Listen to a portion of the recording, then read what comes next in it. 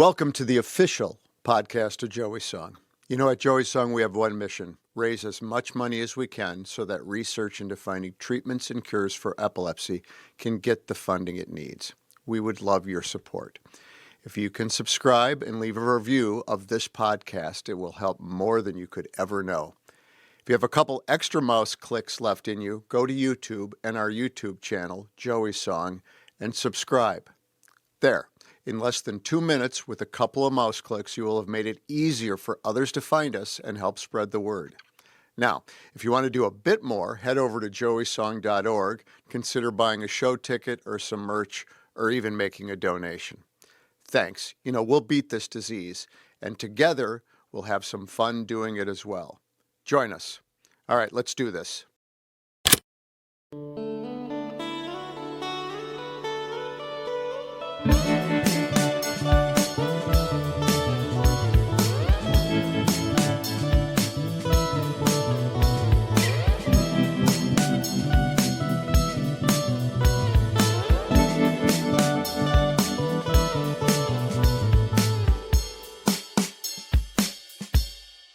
Scoreboards and Setlists.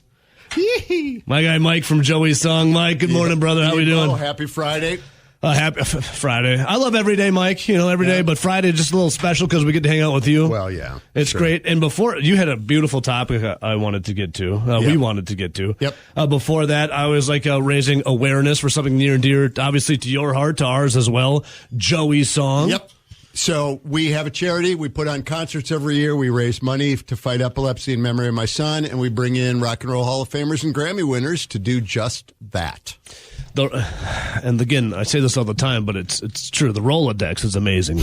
He's got all the bands that I grew up listening to. Yep. I never thought I'd be able to get to talk to a Butch Vig or anything about it, and then turns out music is so impactful in your life. And when I hear people, I know a couple people where they're like, well, I don't listen to music. Right. I don't like music. Right. I don't go to concerts. Yeah. Right. What? Right. Isn't that? Yeah. I don't know. There's a special wing in the ward for those kind of people somewhere because music is it ties us to the external world. I don't want to get real metaphysical here, but right. I would love to get metaphysical with you. As Olivia Newton-John said, right? I thought that was just physical. Yeah. But, it ties us to moments, girlfriends and ups and downs and all that. And if you can't relate to that, then you need some help. that impressionable stage. Does everyone go through a Beatles phase? Whether it's the Beatles or something, you go through a phase.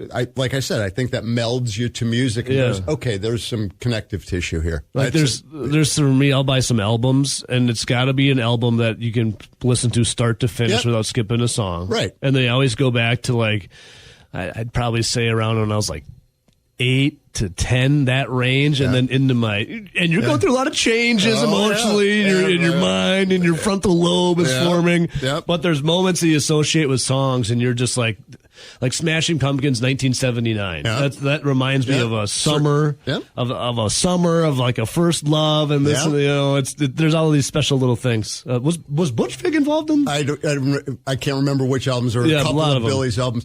But the thing too about, you were talking about buying albums, you listen to front bands used to just fret over sequencing. What song? Now you don't worry about sequencing because people just skip and play and all that. But you used to pace an album and what starts side 2, and there was all this stuff that went into it, and now people are, pretend I'm not a boomer, dropping songs left and right. I love an album when one song, like you said, bleeds into the next, and it's just, then you pace a record just like you do a concert, right? You start high, and then you mellow out, and then you finish big. And people would do that, and now it's just the idea of an album, a conceptual album, and I'm not talking about a concept album, but an album that flows from front to back is just, with our digital world, not a thing anymore. No, I mean, you're not talking about The Wall or something. That's just like you said, like a live performance, a live show, because you go ups, the downs, and then I love, my favorite part of the concert is when you're ramping up, or sometimes they just start with a big heavy one right away, and then quarter of the way, maybe a little more through it, you get that little lull of the slow, and everybody goes to the bathroom, and right at the point where maybe they're trying out some new music, something off the new record, and everybody gets up. And then right as you think you're like, what's going on here? Then it just ramps back up, and you're just in again. Hit after hit after hit. Yes, absolutely. It's the ebbs and the flows. It's the ride, man. Yep, and that's what a good show is. It's the trip of it. So there you go. Wow, nice. Mike, we do have scoreboards, set lists. Yep. We have music heroes. We have sports heroes. Yep. And you said you had one that were going to maybe blow my mind. I said the same to you. Do you want to go music first or you want to go sports first? We'll flip a coin. Let's do sports first. You got it, get those mind blowers out of the way. So, Mike, for me, I'll give you this because you had messaged me and it was about, it's like, are there any Cubs on your list? Yep. Cubs are my most loathed team. Yep. And when Craig Counsell went to the Chicago Cubs, I wanted him like ancient Egyptian pharaohs did, stricken from everything. I don't want anything to do with it. But I do have, and this is going to ruffle some little feathers. I'm ready. here. I'm sitting down. It's two guys in one. Now, obviously, there's Brewers I love, but when I was an impressionable kid, when it didn't come to music, there was a year, and keep in mind I'm a little younger than you. Just a smidge. The Millennial and the Boomer. Yep. There, 1998, there was a thing called the Major League Baseball Home Run Race. Yeah. Oh, no. I love two guys. Oh, no. Mark McGwire was one of them. Yeah. And Sammy Sosa was the other. Because I loved the home run race. Yeah. I couldn't help but watch. They would cut into programming just to show you. Absolutely. I was like, I ended up getting a Mark McGwire shirt. Yeah. But Sammy Sosa, I was just infatuated with too because I love seeing them just go out there and bash home runs. Yeah. It's one of my childhood, like looking up to him, like, man, look at that. Yeah, because he got all the attention. Well, and he had all the little mannerisms, a little hop after he hit it. You know, I mean, Sammy had, and the country was fixated on it, and it helped that it was Cubs and Cardinals too. Right? Yes, you know, it's like Red Sox, Yankees, or Cowboys, Redskins, or Commanders. Sorry, but here's the thing, though.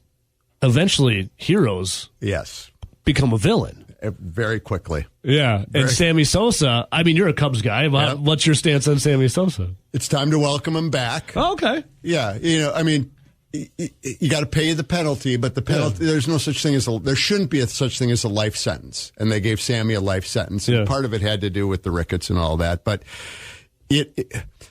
anybody that believes that only the guys that were caught were the ones, I mean, doing steroids and all that. I mean, you know, so right. And especially, you know, the pitchers and everybody was doing it. So there you go, Canseco. There's my Jose Canseco sign. Exactly. Former Madison Muskie. Who's coming back to the Mallards this year? Is he doing it? Oh, he that's is. Great. So you know, Sammy is more ostracized by Cubs fans because of the way he ended it and left the dugout. There's all that left the dugout early and at the end of the season. More than he was just doing what everybody else was doing. Now, I don't, you know, it should have an asterisk in the record book and all that. I agree with that. I'm fine with that. I mean, but put it in. We're not dumb. Yeah, we're able to read. And baseball loves history. That's part of your history, whether you like it or not. So and it was an exhilarating time. It was, you know, an up time for the Cubs, and so I got no problem with Sammy. And like I said, it's time to welcome him back. Yeah. What's one of your sports heroes? So I'm a few generations in front of you, and so I was a slow left-handed first baseman growing up, and my hero was the Boomer, George Scott. Oh, so I wore number 5 in high school because Boomer wore 5, and George Scott was always hitting taters. That's what he called home runs. And I loved everything about him. He was a Gold Glove first baseman, and so he would. While there are plenty of Cubs I would point to as heroes, that was my guy growing up was George Scott, the Boomer, and a guy that just kind of did it right? Like, and he was not. Yeah, he had his mannerisms and everything. He wasn't the classic hero, but you know, he just was on those Brewers teams in the 70s that weren't quite good. That's funny, man. Yeah, he was my guy, and I wore 5 through. I even wore 5 at Cubs camp because of the Boomer. Not because when he was on the Red Sox, because of the Milwaukee Brewers. Yeah, because you got to remember those early 70s teams. I had the Brewers thing. I can say we about the Brewers. Open pass here. Yeah, you know what? That's okay. It's kind of a they-them thing with the Brewers. They were not very good, right? We had there were a few good players on that team, but Boomer was like at least for me, was the big star on that team. And I loved him. So, all right, Mike, I have another one for you. Yep. This could, again, sometimes I look at things, there's two guys that kind of had the same trajectory, but differently. Okay. And they both play for the Green Bay Packers or played for the Green Bay Packers, and both were quarterbacks. Growing up for me, yeah. There's a cardboard cutout right behind you right there. Yep. There's one of me and there's one of Brett Lorenzo Favre. I can't. Which one is? Oh, yeah. I can see the difference. Brett Favre. Now, keep in mind, as Brett Favre became the Packers quarterback, I was just a wee little lad. My whole childhood and even into high school was Brett Favre. Yep. I get it. The player, Brett Favre. Yes. Now, I wouldn't be sitting there with Crocs on and taking pictures that were to women that weren't my wife. Yeah, yeah. In fact, I don't even own a pair of Crocs. But also, I wouldn't be defrauding states charities of money. and taking pictures. Can you differentiate like the artist from the art or the man from the game? I heard somebody say one time, once you get to the point where you realize what you're really cheering for is the laundry, not the people in it. Yeah. Right? I'm a Packer. I mean, yeah. And Reggie said a few things in front of the state legislature that probably weren't the right things to say. And if you do that, if you judge especially your sports heroes by who they are outside of it. Now, if somebody's a truly awful person, that's one thing. But if they're just, they step on it from time to time. So, if they're going out there like an Aaron Hernandez and then you're like, maybe that's one that we But for Favre, for me, absolutely. It was just the style of play, how he did it, to put your body out there every game to be the Iron Man, and just to wear your heart on your sleeve on the field.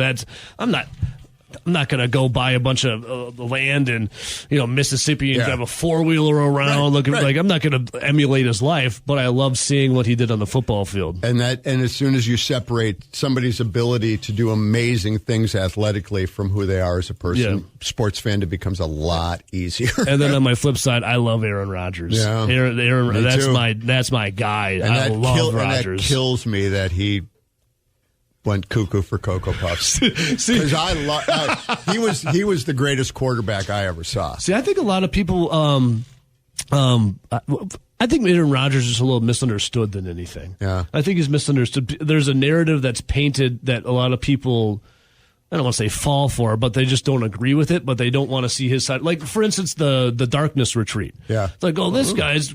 He's cuckoo for he's a loony bin. Yeah. And then I'm like, well, he's talking about it's good for his mental health. Yeah. And we're all about mental health, so he does this for mental health. Like, he's a loser hippie. Yeah. Stuff like that. I don't have a problem with that stuff. Really, it boils down to me when he was playing the word games with the vaccinated and protected or whatever. He should just come out and said it instead of being, Right. That's because up until then, his early years, and so... As you can see, for people watching, I'm a long-haired liberal hippie. And he said all the right things. If there would be a social issue, he me landed on the left side of everything. Yeah. It was great. That's the part that got me, was that he seemed to kind of flip on some other stuff. And that's what killed me. But again, on the field, nobody threw a better ball. You can argue Brady and you can argue Montana as the greatest quarterback, the only one who was close to thrower of the ball was Marino, that could throw a ball like Rodgers could. Yeah. But I mean, dude could put it in that one consistently 30 yards down the field in the one spot where only, Jennings could catch it or Jordy could catch it. So nobody was a better thrower of the ball than him. And I'm not going to take family advice from Aaron Rodgers. No. And certainly let your wife know you're not going to take any marriage advice from him. Well, I don't even know if he has a wife or not for real. But who knows? He might have three of them. Mike, what do you got? Any other ones for? So for me, I grew up in, let's talk Packers for a second. Yeah. I grew up in the 70s were my Packers time. And for those of us of a certain age, when the Packers had basically a running game because we had no quarterbacks back in the early 70s. And do you remember John Brockington and MacArthur Lane when we got 42 and 36 together? That was the most glorious thing because we had no quarterback and we had Brockington, who was just a beast. And then MacArthur Lane came from the St. Louis Cardinals. For you kids, look that up. There used to be a St. Louis Cardinals. And we had kind of this thunder and lightning thing. And that was just, and I think we won a division title. And you got to remember, they still had Lombardi looking over their shoulder, those teams. And the Packers became relevant for the first time in my conscious life. I realized they were winning Super Bowls. Oh, that must have been. And we got, again, there's going to be a lot of boomer Packer fans that remember when we got MacArthur Lane, it was like, because all we did the season before was Brockington left, Brockington right, Brockington. And now all of a sudden you had this power back and MacArthur Lane, and it was just great. The last one I'll throw in there is I've been very fortunate. I met a lot of the Lombardi Packers. That's great. In the years. Willie Wood, good old number 24, was the nicest man I've ever met. And go back, again, for you kids, find the YouTube and go look up Willie Wood and the plays he would make as a defensive back.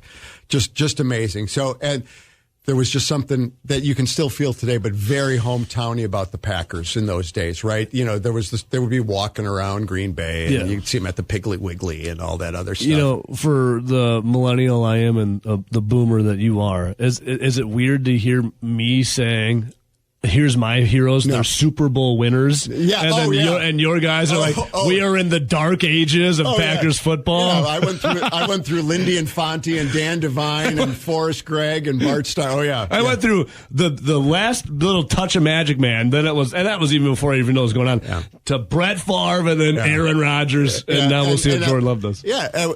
My old friends and I sit there and go, you kids have no idea what suffering is. You have no idea. I was waiting for that.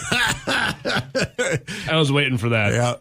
All right, let's take a little break here. Yep. Mike, do you want to do the music side? We'll do some music side. I got to probe your brain here. Yeah, Mike from Joey Song in. Check if people want to get a hold of Joey Song, how can they do so, my man? Yep, joeysong.org and or all the socials, Joey Song. Love it. We'll come right back.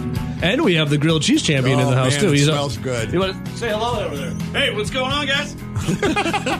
What are you doing? What are you doing right now?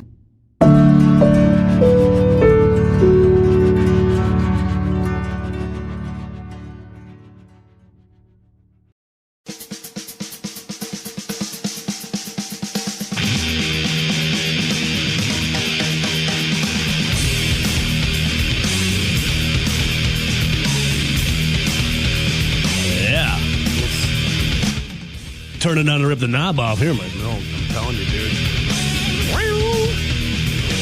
Off of Siamese Dream, Geek USA, Smashing Pumpkins. Mike from Joey Song joining us right now. So, Mike, we did the Sports Heroes. And real quick, we wanted to get a couple of bucks out there, and then we'll get the music. Because we don't want to get about the Bucks. Yep. And I almost said Ryan Braun for the Brewers, but there might have been a fist fight there.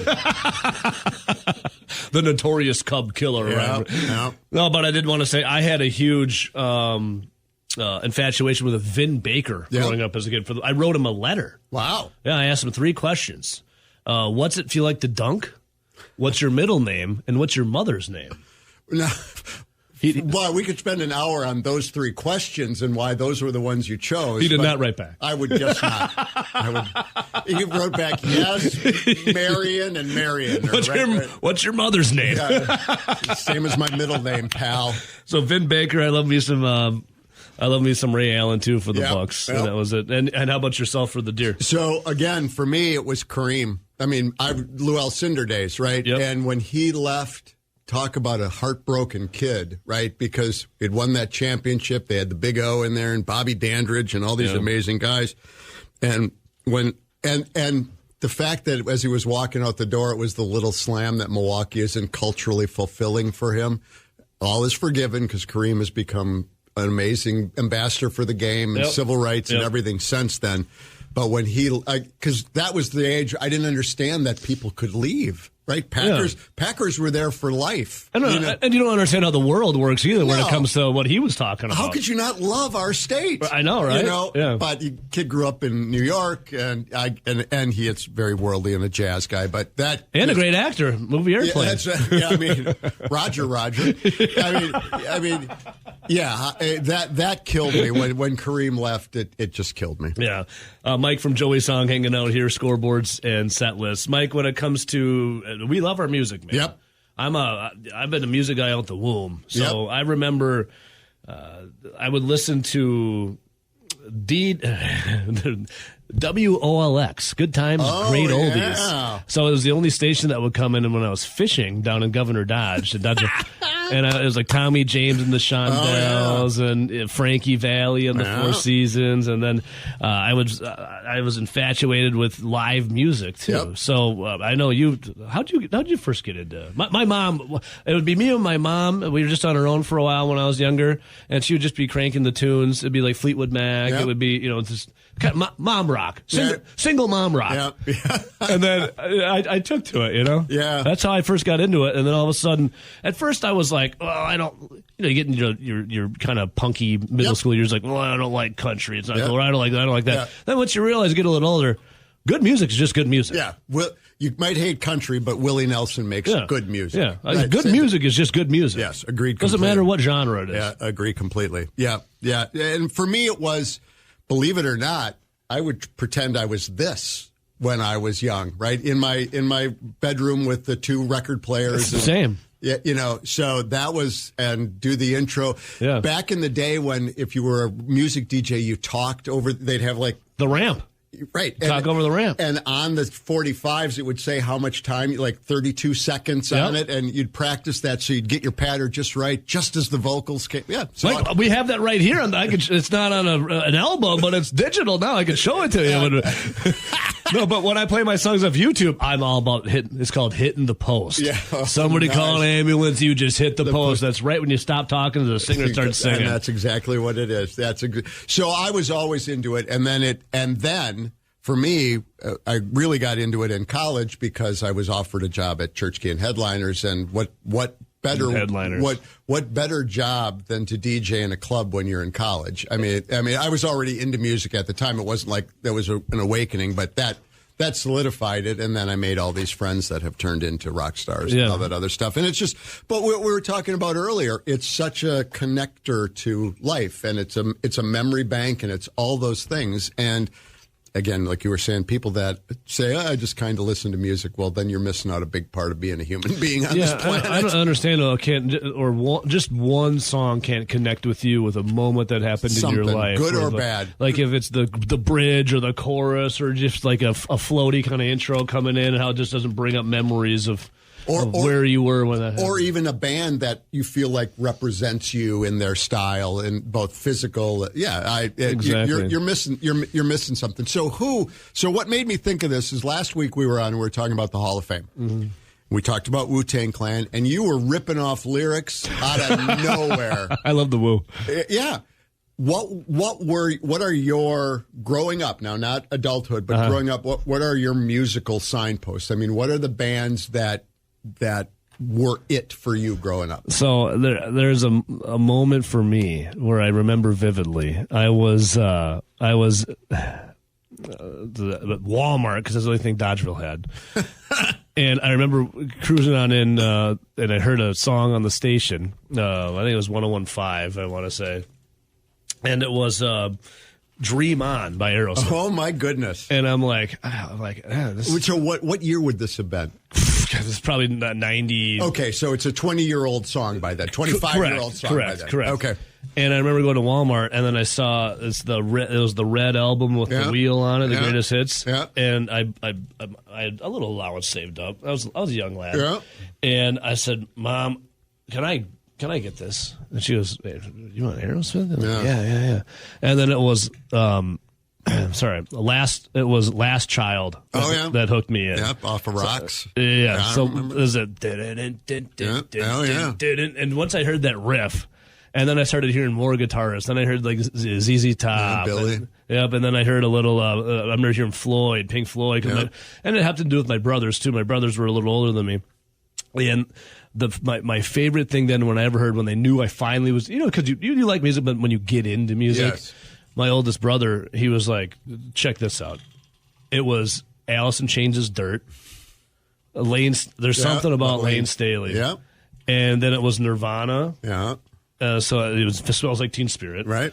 And then the one that I really got into, Soundgarden, Bad Motorfinger. Yeah. That is Chris Cornell to me is all-time rock voice. Yeah.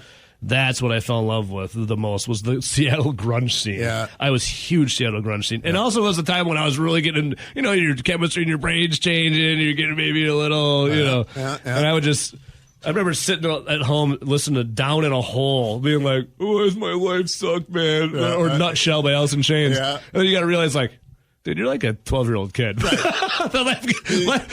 Life's not too bad. Dinner's on the table every night, roof over your head, your clothes are clean. It was the classic rock. It was grunge. Jimmy Page got me into playing guitar. I listened to Led Zeppelin. And then it's honestly, it was the tasty guitar riffs. Yeah, so you really are a 70s kid, despite your age, because...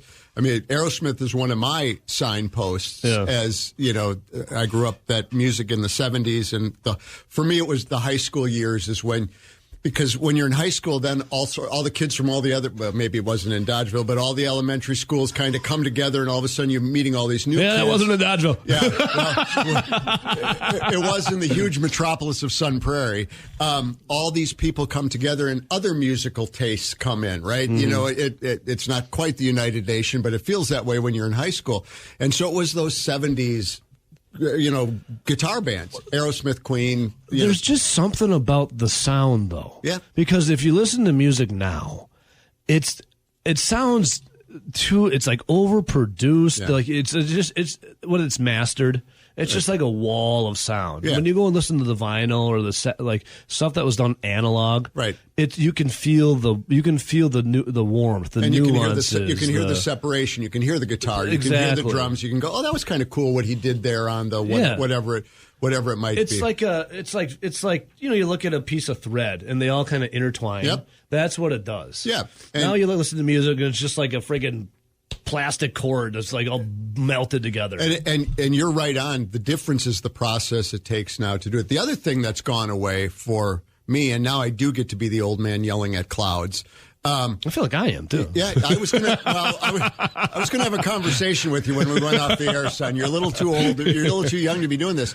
There's no bands anymore. It's all collabs, as the kids say, right? Yeah. It's all so and so featuring so and so, and there's a difference when. Let's keep with the Aerosmith stuff, right?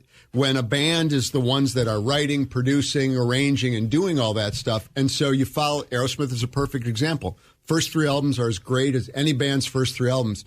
And then the good old rock and roll drugs kicked in, and they put out some real stinkers, right? I think cocaine changed a lot of things. It does a lot of stuff. I don't know. There's an anecdote. I don't know if it's true or not, but after they got sober, Tyler and Joe Perry were sitting somewhere, and a song came on. And Steven Tyler said, "This is great. We should cover it." And Perry looked at him and said, "You dumb. That's us." I've heard that anecdote 1,000 times. But that's the point: is when you have bands of human beings that you follow, and you look forward to their new record, and there's all that stuff. How it was produced. They usually wrote 99% of it. Yeah. It's a different level of fandom than we should cover. We should, and Perry just looked. I don't know if it's true or not, but I've heard it 100 times because that's how out of it they were. So that's really interesting. I really find it interesting, Ebo, that it's still that 70s guitar stuff that it's your North Star. What sounds like that? Nothing anymore. And how did bands? Now I know that rock and roll is coming out of a different kind of, Elvis Presley kind of the king of rock and roll, yada yada. But what happened from the 60s into the 70s? I think it's LSD, honestly. And then Lysergic had something to do with it. I don't know how you have that much of. I mean, bands aren't harmonizing anymore with a bunch of singers. Right. They're not doing these guitar riffs. There's it's how can we get a 4/4 poppy radio single that will sell? And it's all mathematics and formula. Yeah. Well, it's simple mathematics. It's 2 + 2 = 4. Yeah. I think it goes back to the people that are producing the music, right? No offense to name all the stars that are headlining Coachella. None of them spent 16 years playing the clubs, honing their sound like, Olivia Rodrigo, who I'm sure is a fine human being, didn't spend 3 years in Hamburg like the Beatles did. No. Carly B didn't spend 8 years playing the clubs in Boston like Aerosmith did, honing your sound and figuring out what works and what didn't. So that's part of it. And it's not making it better or worse. It's just making it different. Is it just more commercialized because we get more access to it? I don't even know. You look at the music, there's always a disruptor. Right. Always. Every decade there's a disruptor, then the sound changes. I don't think there's been a disruptor since not from the sound, but the delivery. Digital delivery is the disruptor that you're talking about. It changed how you produce and how you deliver music. Now you just got to pop a single out there. And the other part of it is the demise of music video, in my humble opinion, as a guy who spent way too many times coming home from the bars, watching the Stray Cats video for the 45th time. That is another way that you could artistically literally paint a picture of the music, right? And so it's how you consume it now, too, right? Now we can listen to music anytime we want. In the old days, you put the CD in, you put the record player on, you did all that stuff. So it was a direct act of consuming music. Now you kind of do, but you're doing five other things. It's like disposable, but you don't ever even, I don't even know if disposable is the right word. Yeah. It's just here and then it's gone. It's ephemeral. But that's the disruptor, I think, that you're talking about that's come along. It's how we consume and how it's delivered. It's not a good disruptor, though, I'm looking at music you had, and I guess we're running out of time here, Mike. I could rant about this forever. Well, we will next week too. Look, you got like Frankie Valli and the Force, that kind of music, right? Right. And then all of a sudden you have like a little bit of a more psychedelic-y, harder rock, and then that turns into you get hair metal, and then hair metal turns, and then grunge comes along, and the new wave, and then there's the new wave, then there's grunge, and then there's new metal, which is then now you have this even heavier rock, but I don't even know what the mainstream thing is now. Is it all sounds the same? Yeah, it's all 4/4 beat. It's pop. Maybe we add twang for country in our voice, or maybe we mumble over a beat because it's mumble rap. No, there is nothing that is seemingly revolutionizing music as it has through each and every decade. Have we run out of things? No, I'm just to be. Or am I getting old? Well, you're that. But just to be the president of the Department of Redundancy Department here, it comes back to. The artists aren't creating the songs from the ground up like they used to. Yeah, that makes sense. Right. And so it doesn't, songs are brought to artists. I mean, I'm sure on all the records it says that they wrote the songs. It's like Elvis. Elvis didn't write any of that, but he gets a writer's credit because you wanted your song to be big. The music doesn't reflect the artist like it did in the day. And there's an authenticity to it. And again, there's nothing wrong with wanting your music to be disposable. There's nothing wrong with that, but it's a different experience, and it's different than. And again, you're way too young to be feeling this way. We really need to get you into some counseling, son. But I hate to say it, but you're right. Yeah. I'm going to type an email in all caps too. The boomer email coming away. Mike, we could do this. I mean, that's why we started doing this every Friday. Mike, thanks so much, man. It's always a pleasure. Always, Ebo. And you guys, the grilled cheese. Unbelievable. I can't wait for the Brewers to be ahead of the Cubs next time we meet, all right? You will really be.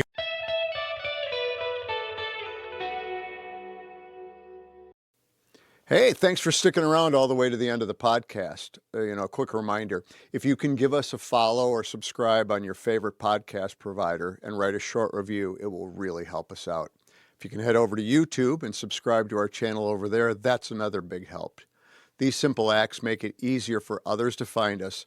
And of course, head over to joeysong.org to join our community and stay up to date on all the news. Thanks, and we'll talk again real soon.